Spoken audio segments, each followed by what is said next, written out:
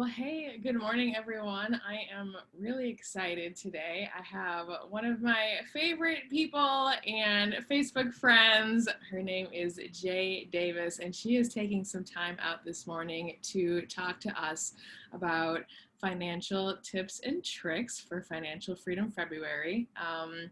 Jay is an experiential marketing guru.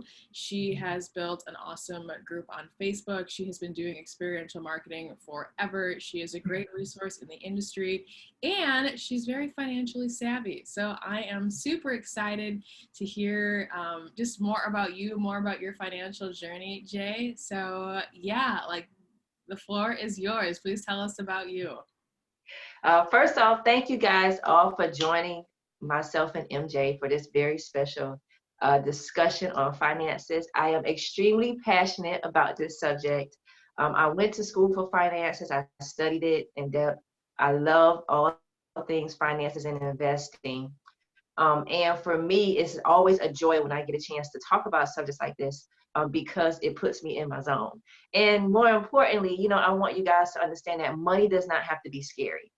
We can talk finances, we can talk about money, we can talk about debt, credit, all of that, and not feel, like we have anxiety or it's something that we can't maneuver through and we can't accomplish our goals. So I want to start by just prefacing that, money can be fun, but we just have to change our mindset around it. As for myself, I grew up in a single parent household. I was the oldest of three girls. I'm from Miami, Florida, so shouts out to anybody from the 305. And my mother was a city of Miami police officer for 22 years. She retired from there.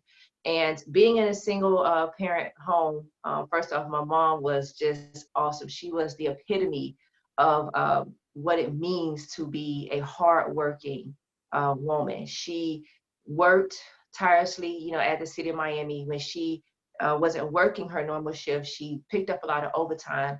But we lived a great life. My mom made sure that, we had everything that we needed. We didn't desire for anything. But with that came sacrifice, and the sacrifice was time. My mom worked a lot. But in the interim, and her doing that, from a financial standpoint, my mother was always responsible with her finances. She paid her bills on time.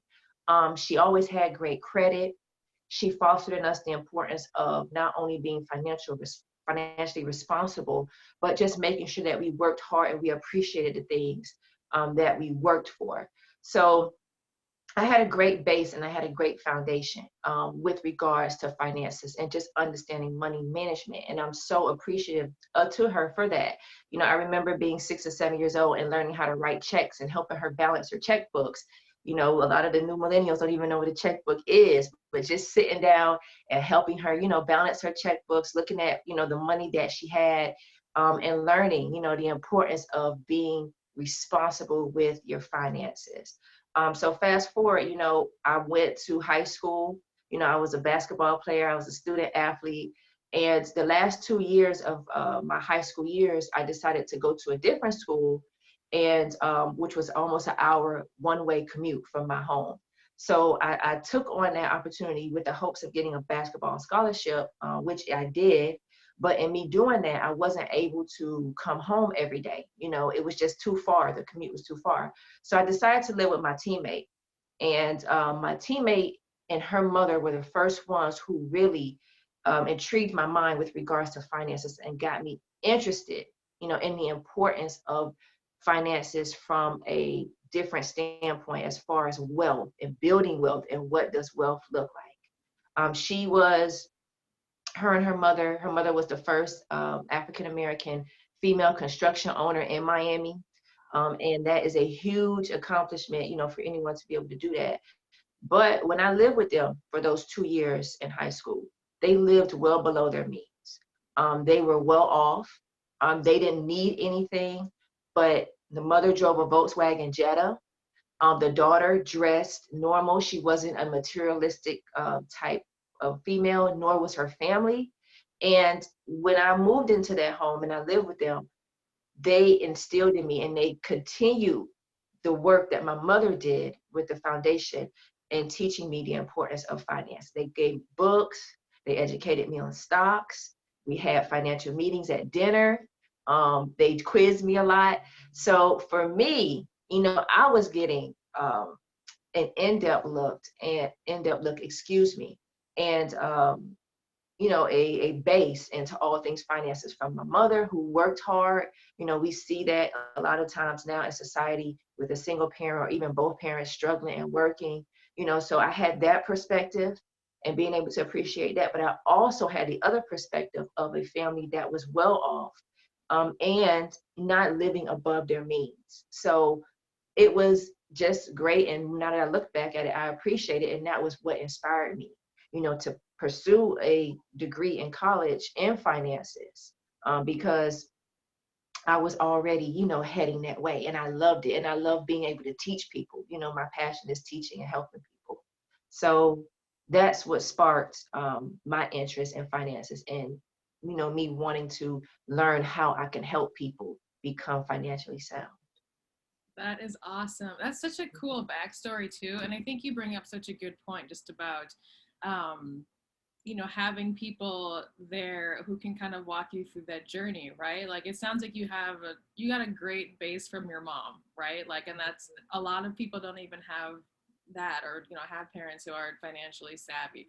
But then to have that exposure to being able to take it to the next level, that's really cool. Yeah, yeah.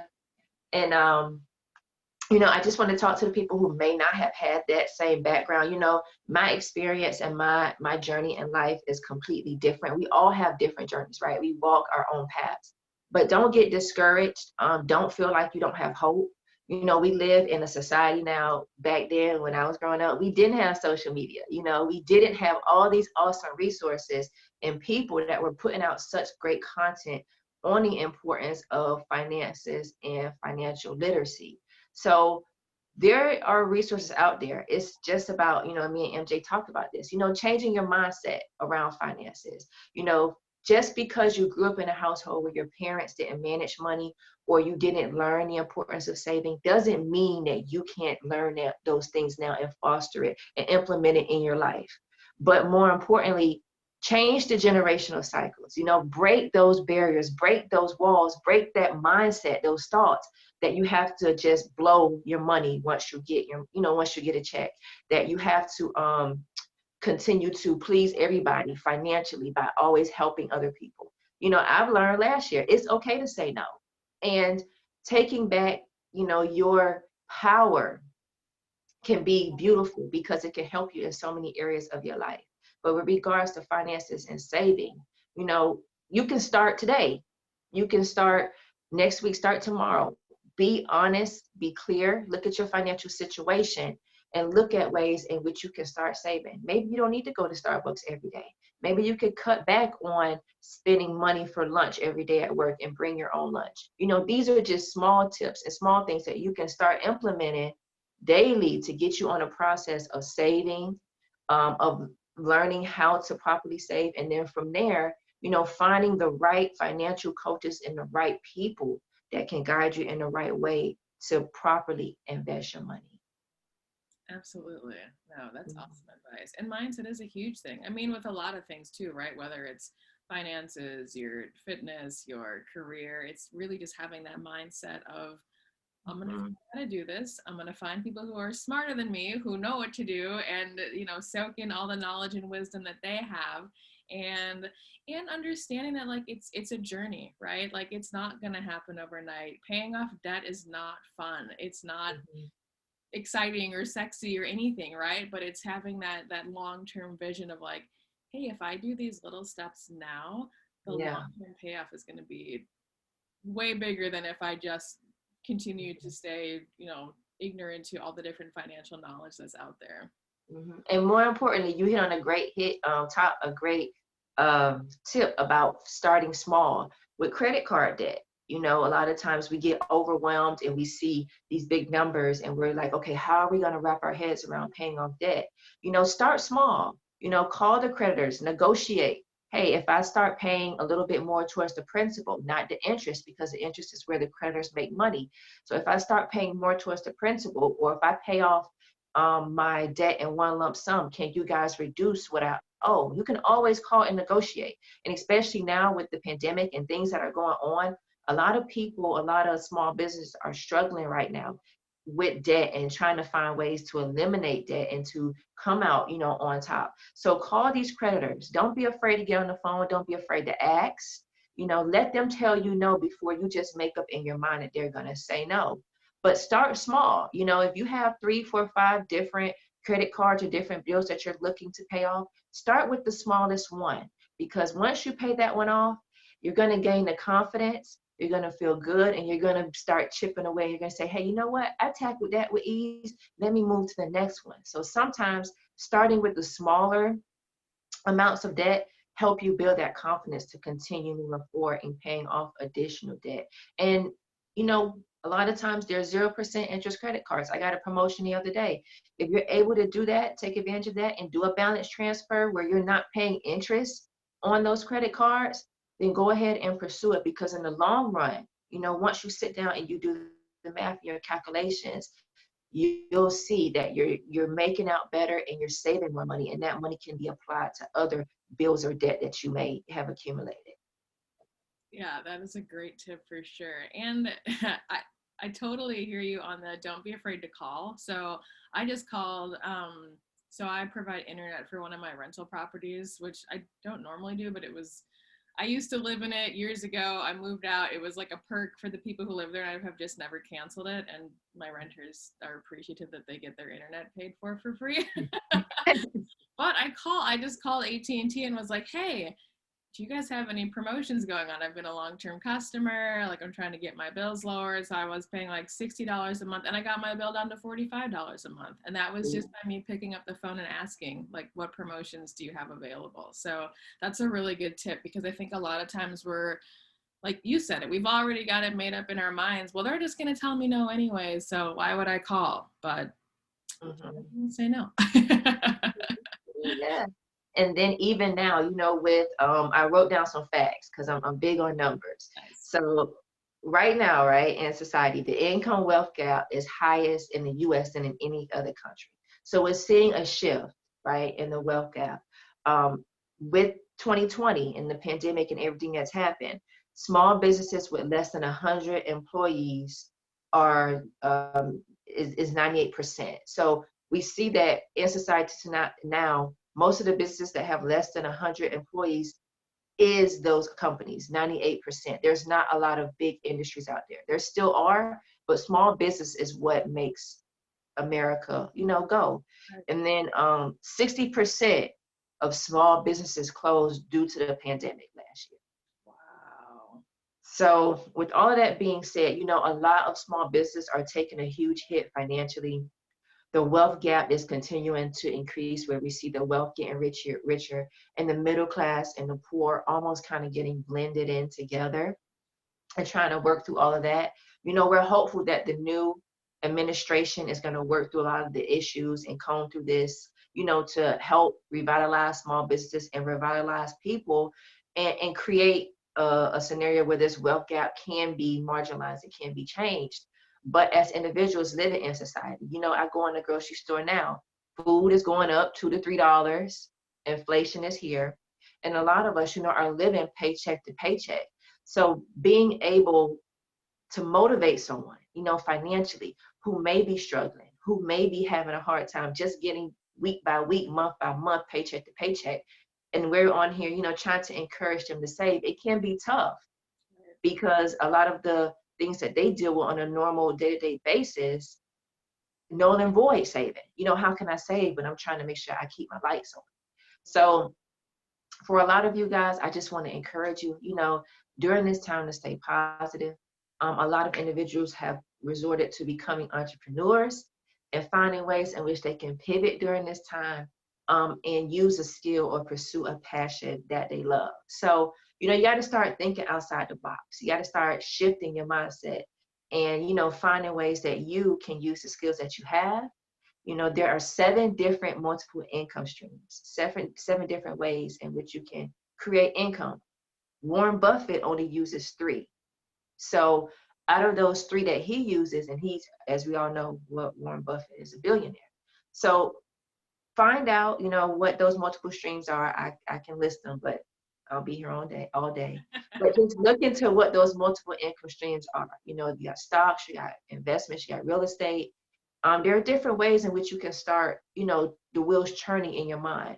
But with all that being said, if you're not in a position now to save, then continue to pay your bills, continue to foster the mindset of making sure that you are doing things to set yourself up to get to the point where you can save. But if you are in a position, if you're making, a substantial amount of money, if you're doing well, if your business is thriving, you got to have a plan B, C, and D, because if we didn't learn anything from 2020, we learned that we got to prepare, right? And we got to make sure that we have things in place for these instances, or just in case instances that may occur. Absolutely. Yeah. Yeah. I think 2020 taught a lot of us how to pivot and, expose a lot of our unpreparedness, which we've been very fortunate, at least our age group, because when the 2008 financial crisis hit, most of us weren't old enough to be impacted. I'm like, well, you can't lose any money if you're already broke. So, a lot of people lost a lot of money then. So we were kind of not necessarily in that mindset of like, well, what happens when something catastrophic can essentially wipe out your business, your bank account, all of those things. So having that foundation and having that plan is such an important thing. And I went, I remember when that happened, I was coming fresh out of college. I was excited. I got my financial degree. So I was like, okay, I'm going to go out here and help people and help them manage their finances and work for a big firm, financial company. And what happened? Not depression, but the economy, it took a turn for the worse. Recession, that's what the recession hit. So how am I going to go look for a job in finances? And nobody's, looking for that right now. So for me, I had to pivot. And that's when experiential marketing came along. Okay, the financial sector is not doing well. Let me start working and using other skills that I have. I love talking with people. So that's what intrigued me to get into the financial sector. And I was working for a major bank at the time. And I was working with people coming in, processing I was a teller. So I was processing their finances. And I was just seeing during this time, people were struggling. People were having a hard time making it, week to week. And the company was big on pushing products. And I did not want to push products to people who were already struggling. In my mind, it just didn't make logical sense. So I saw, the way in which the financial sector still tried to do that in spite of. And for me, I just wanted to go a different avenue and pursue teaching and helping people about, teaching them on the importance of investing in stocks and making sure that you think about your children and generational wealth. That was always my big thing, because I saw in the African American community, there was a lack of financial literacy, and really understanding, how money works. So I pursued that. I continued to do that, but I also knew I needed more money and I had to pivot. So experiential marketing came along. I was able to create my own schedule, pay off my debt. I went back to school, received my MBA, but I had to pay for my MBA. So how was I going to do that? Experiential marketing and being able to work events. It was a hustle. It was a grind.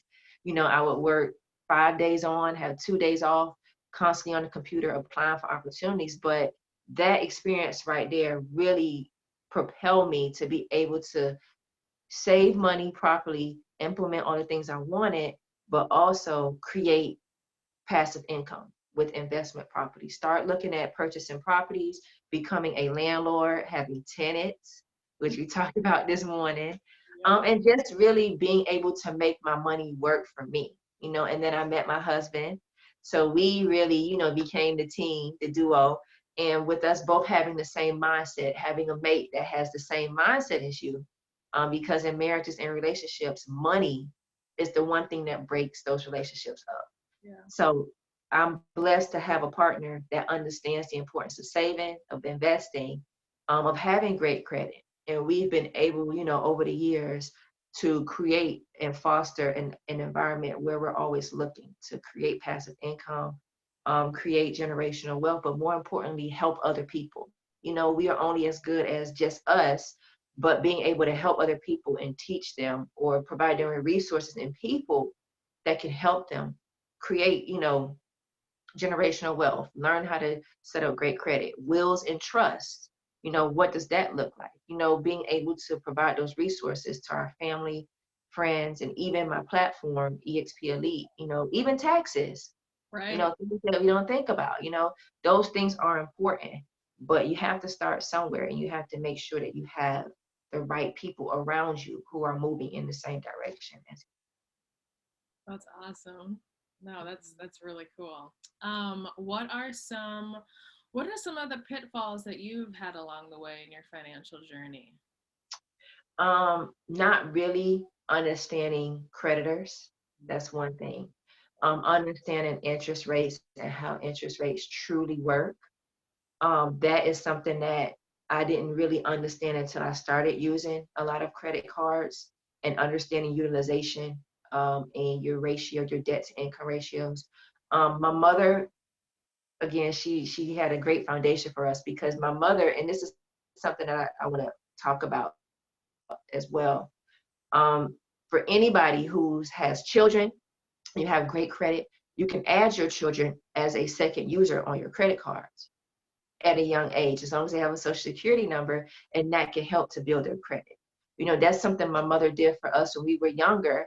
So by the time I got ready to start using credit cards in college, I had an A1 credit score. So a lot of people don't know that, but that's a great tip. It's something that any parent, as long as you have great credit, you can start doing for your children now. Even putting a bill in their name and paying that bill on time builds credit history for them. So having great credit is one thing, but having that credit history where creditors can see that you paid your bills on time is more important. And a lot of times we've seen, even as investors, that credit is trumps cash because that history is what they want to see. So understanding of interest rates and credit is one of the pitfalls, one thing that I had to learn.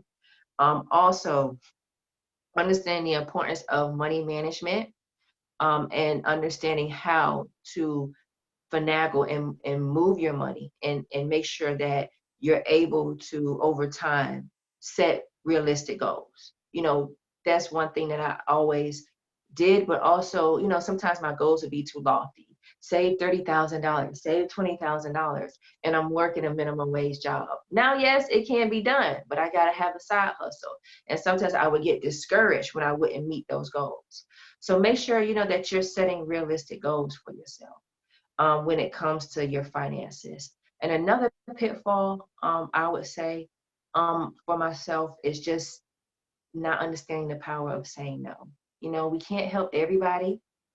You got to sometimes allow family, friends to swim and figure things out for themselves and not enable them. Because if you're always giving, giving, giving, how are they becoming responsible and stewards over their own money? Right? So just learning the importance of saying no, but not in a mean way. And sometimes providing them with the resources and the books and the things that they can implement in their lives to say, hey, maybe you need to start saving this way. Or maybe if you read this, or if I sit down and look at your finances with you, we can figure out a different way. And another thing, taking the time to analyze your finances, whether that be every 6 months, every year, every 3 months.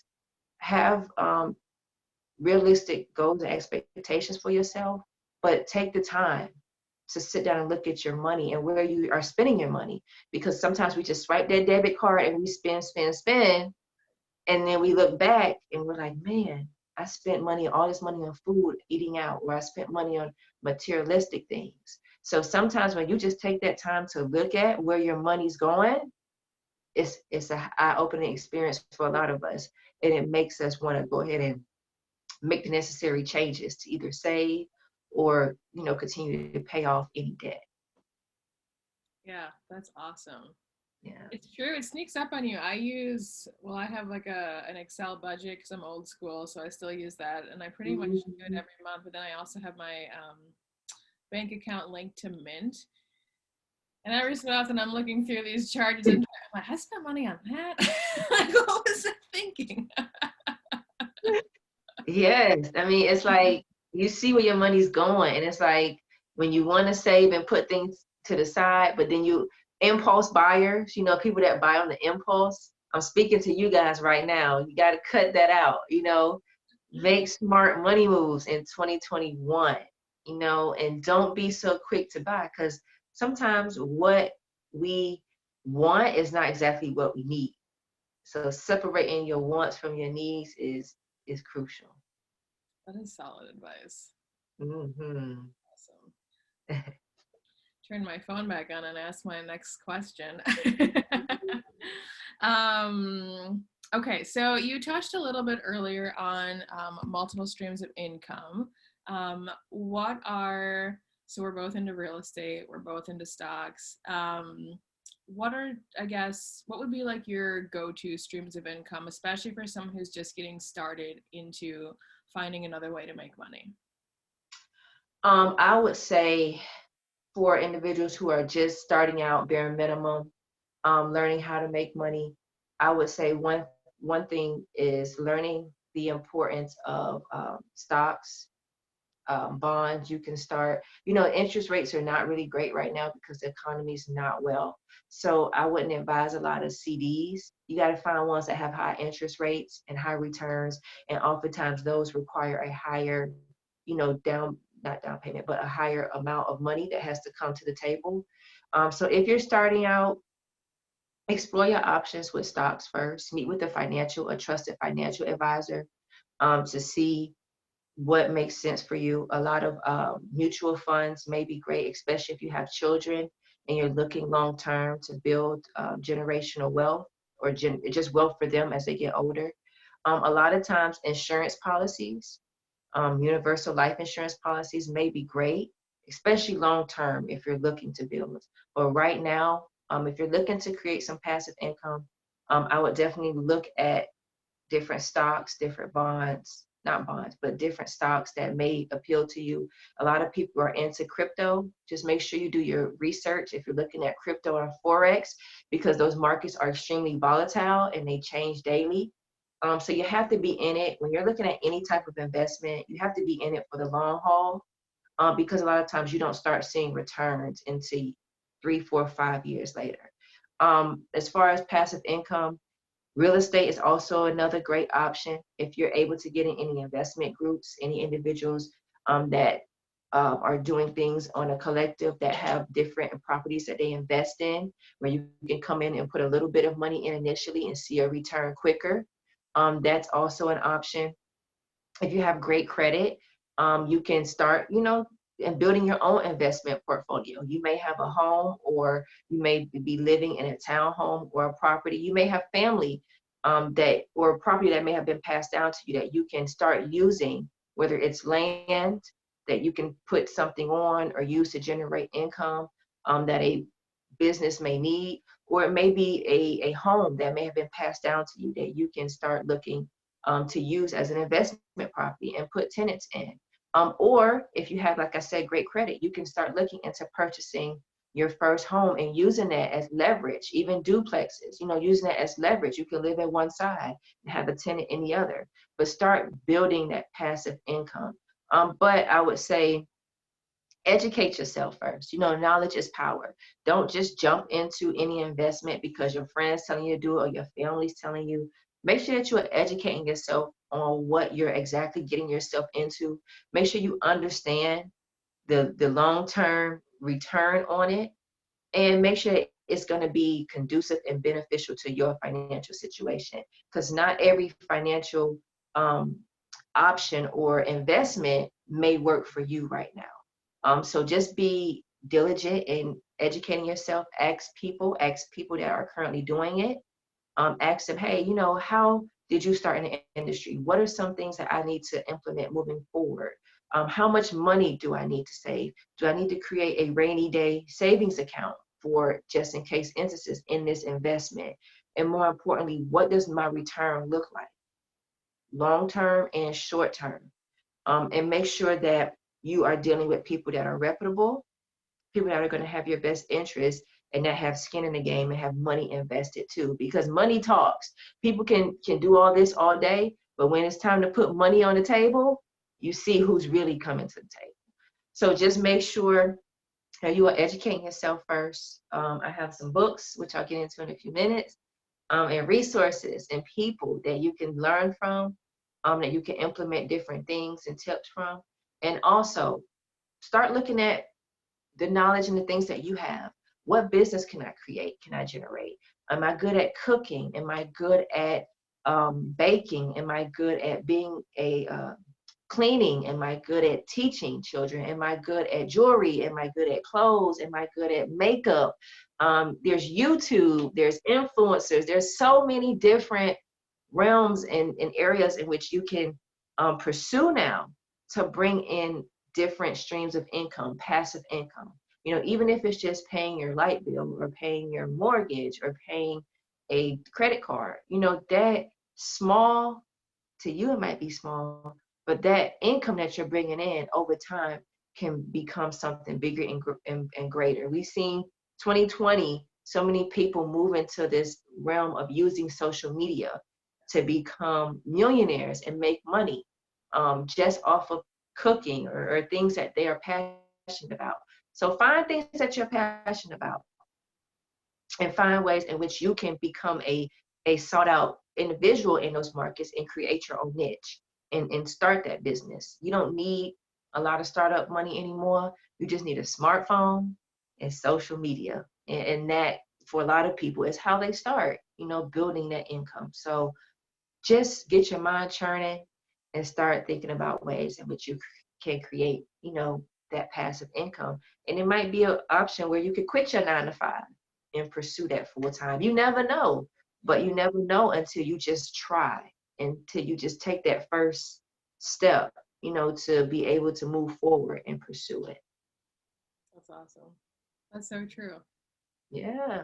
And it's hard. I ain't gonna tell you, you know, being an entrepreneur, MJ, we can attest to this, being landlords and having properties. It is not easy. I'm not going to sit here and tell you guys it's just going to be simple. No, it is a grind. You have sleepless nights. You're looking at the finances. You might be almost in a negative, trying to figure out where you're going to pull money from here, here, and here. It is not easy, but the payoff and the reward is so fulfilling, you know, when you decide to move into small business entrepreneurship. You can do it, but it's not easy. It is a grind. Am I right, MJ? That's so right. Not easy, but it's worth it. And what have you, like, let's just ask, like, what have you, you know, being an entrepreneur and starting these small businesses, like, what have you learned over the years? Oh man. Well, I can tell you. So I used to trade forex like probably like 4 or 5 years ago, and there's some really good subreddits on financial tips and tricks. Like I like Reddit. I'm not on it as much as I used to be, but that was kind of my go-to. And I was kind of messaging back and forth with some people who were making pretty good money on forex, and really, I mean, really solid information, because this is like a market that I, you know, had no knowledge in. I just kept, it was like one of those buzzwords. They're like, oh, you should be investing in forex. Okay, sure, why not?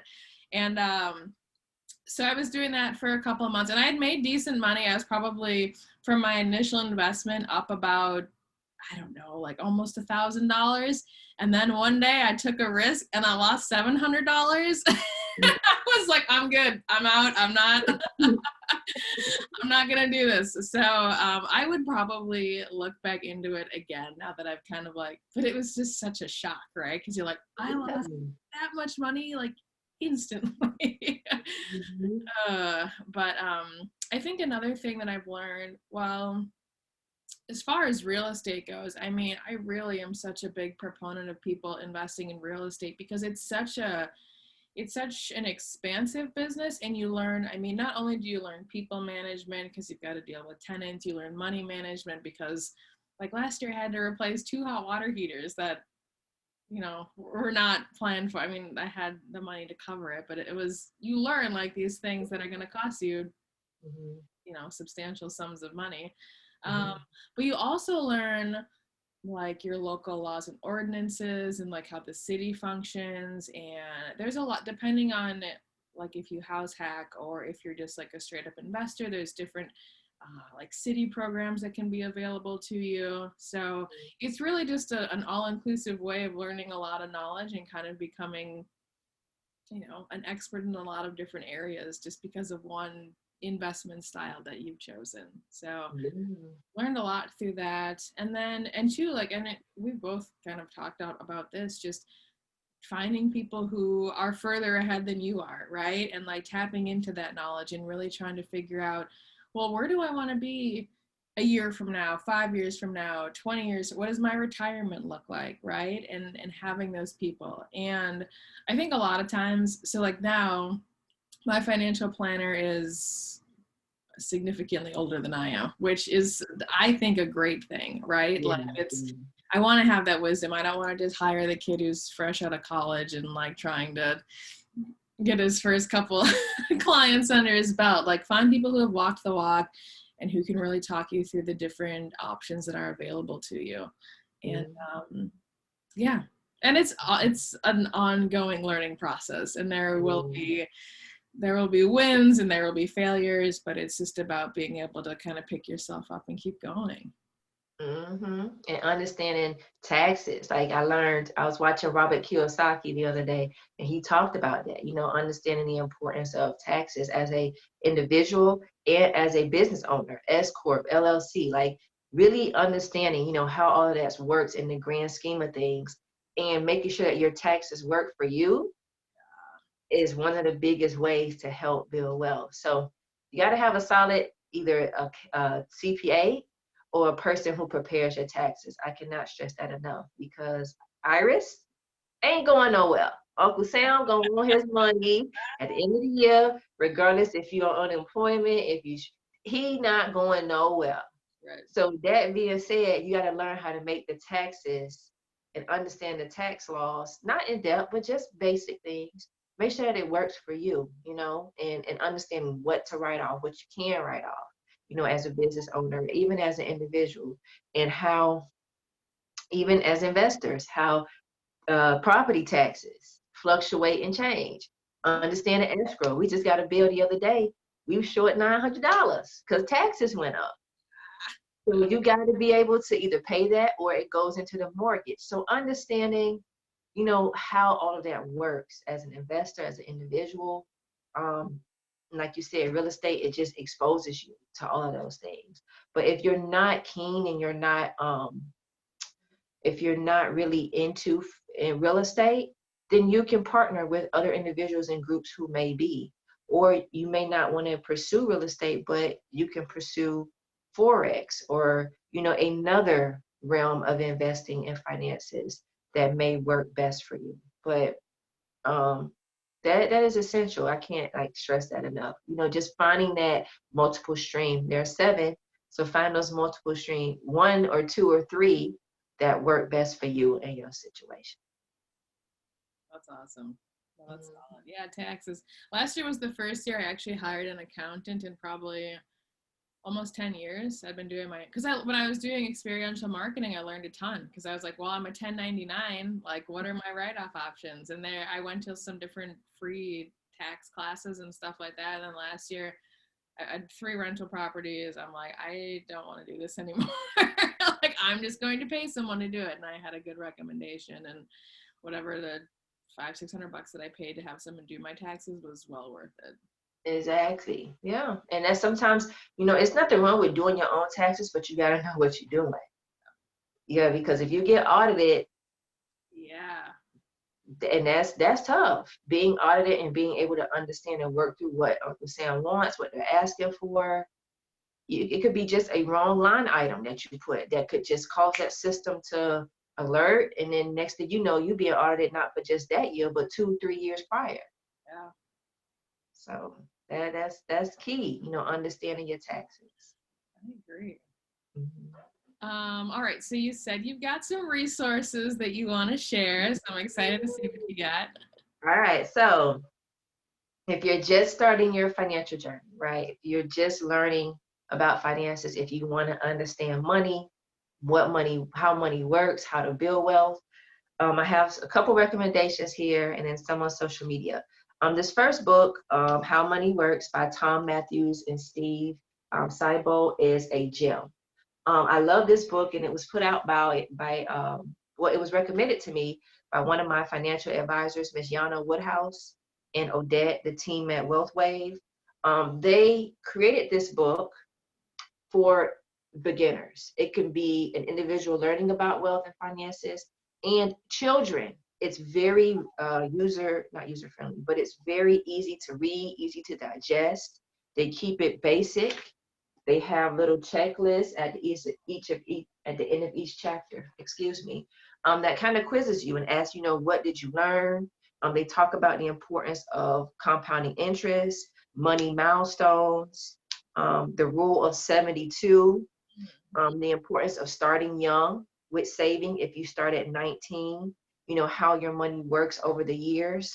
So this is a great resource for anybody looking to begin their journey in wealth and saving and understanding the concept of money. And like the title says, how money works, stop being a sucker, is genius. And I recommend this book to anybody who is learning, but anybody who may already be a little savvy and just needs additional insight and ways, or just a refresher on financial literacy and financial advice. And they also have different resources as well in the back of this book that you can implement. And then they also provide you with let me split up, How Money Works Money Discovery. So it gives you a self-assessment, either here or online, that you can use to kind of, ask yourself, did your parents build wealth? Do you have an emergency fund set up? Do you have any dependents? What assets do you own? Your taxes, your college plans, if you're a young student or a young individual reading this book. Do you have life insurance policies? What type of life insurance policies? The premiums, any other assets. So it's a great base, but it also provides you with a great working worksheet that you can implement to help you, get the mind churning and just making sure that you are financially setting yourself up for success. And you can send this and take this to any advisor that you may be working with as well, so they can have something complete to look at. And it's a very cheap book. It's on Amazon. It's not expensive, but this right here is a gem and something that can be passed down to your kids, and you can quiz them on different things in here as well. And then I talked a lot about Mr. Robert Kiyosaki earlier. Rich Dad, Poor Dad, that is like the Bible of finances. That is where you start for a lot of us. I started there. And he breaks down, the importance of building wealth. He breaks down bonds, stocks, mutual funds. He breaks down the importance of saving. He is just the end all, be all for finances, the importance of assets, the importance of building your business, scalable business, and just finances in general, and understanding income and just money in every aspect. So Robert Kiyosaki, this is one of his books, The Business of the 21st Century, but he has Rich Dad, Poor Dad. That is the book that I would start at and use as my base for learning about all things money. I started there. I also started with David Batch.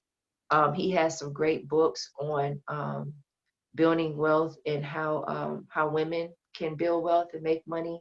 Smart Women Finish Rich. That was one of the first books that I read by him, but he also has a combination of different books that you can read. I also like Patrice Washington. She's the money maven on social media. So she talks all things finances and building wealth for the minority community, which is awesome because a lot of times different ethnic groups have different challenges when it comes to finances. So understanding the different challenges, understanding the mindsets and how to build wealth. And sometimes it's great to see someone who looks like you, just to be honest. It resonates a little different. But it also shows you that if she can do it, I can do it. Now, the information across all boards is pretty much consistent with the people that I recommended. But for someone like Patrice or, with someone like Robert Kiyosaki, you may resonate with one of those individuals a little bit different. Then you have people like Susie Orman. You have people like Dave Ramsey, he has great programs too. So it just depends on your style of learning, who resonates with you best. But these are great books here to get a great foundation and a great basis into understanding money and understanding investing. That is awesome. No, thank you for sharing all those. That's yeah, that's some solid advice. Yeah, and start young. If you have kids, you can start, saving, teaching them the importance of saving money, giving them responsibility, stewards over money for chores or anything, and taking them to the bank, letting them set up their own savings accounts, showing them how you sit down and do your finances every week. You know, Even if you are struggling, they need to see that because you just don't know what will resonate with them and what lessons have come out of that, where they'll say, I saw my mother struggle and I don't want to do that, or I want to foster different financial tools and ways in which I can be better stewards over my money, or help my mother, even if she's struggling and she's doing the best that she can. What can I do, in the future, or even now at a young teenage, you know, 2021, what can I do? Right. What foundation that did he or she or they put in initially to help me not be in that position, because sometimes things happen, life happens, like you can't control, sometimes when instances happen and financial struggles occur, but how you rebound and how you get out of it and how you position yourself, financially is key. So just because you're struggling now is not your end all be all. It's temporary, but fostering financial literacy and getting around people that can help you is important. That is solid. No, that is, yeah, that is really great. So how do we stay connected with you? Where can we find you? All right, so I am on social media at Jae Davis Media. You can find me there on Instagram at JAE Davis Media. You can find me on my website, jdavis.media. Try to keep things consistent. I'm more right now in the experiential realm, but I do talk the importance of having multiple streams of income and creating plan B, C, D, and E. So my group is open for you. My YouTube channel, the Jae Davis Experience, if you go check that out, you'll see I have different resources, not just on experiential marketing. I've interviewed certified tax accountants. I've interviewed financial advisors more recently last year, on pivoting during the pandemic and how you can set yourself up financially. I sit down with people that talk about mindfulness, and just making sure that, you're in a great headspace. So finances is not just about money. It's about the whole realm of who you are and who you are as a dynamic individual. So I try to have topics and I hone in on having individuals, experts in these areas on my YouTube channel that can help you, that can provide you with different resources and tips that you can implement. And I also have different videos on there that can help you if you're looking to start your own business, or things as far as organizing your resume if you're applying for a job. So check out my Jae Davis Experience YouTube channel. It's full of different resources that you can implement today, full of different tips. I put all the phone numbers and emails to the experts, so you have firsthand dibs on those individuals, and you can reach out to them and ask them for advice, and they can help you and walk you through your situation, whether it be financially or mindfulness, or just learning how to incorporate a different daily routine. That is all there for you. So please take advantage of that. Subscribe to my channel while you're there. But you can also reach out to me at jdavis.media if you have any other questions. And if I can't help you, I'm pretty sure there's someone in my immediate circle who can help you. That's awesome. Well, I just want to thank you again for taking the time today to go through just your history of how you even got into finances and just the wealth of knowledge that you were able to share. I really You're appreciate it. welcome. You're welcome. So thank you for having me, for hosting me. It's nice to be on the other side. Right? I'm usually in MJ's position, guys. It's nice to be on the other side. And thank you for featuring me and for this opportunity to talk something that I'm extremely passionate about. I just want to leave you guys with one thing, as we go into 2021 and beyond, change your mindset. If you change your mindset, you change your life. So don't be afraid to implement small things daily to help you on your journey in life. Don't let fear stop you.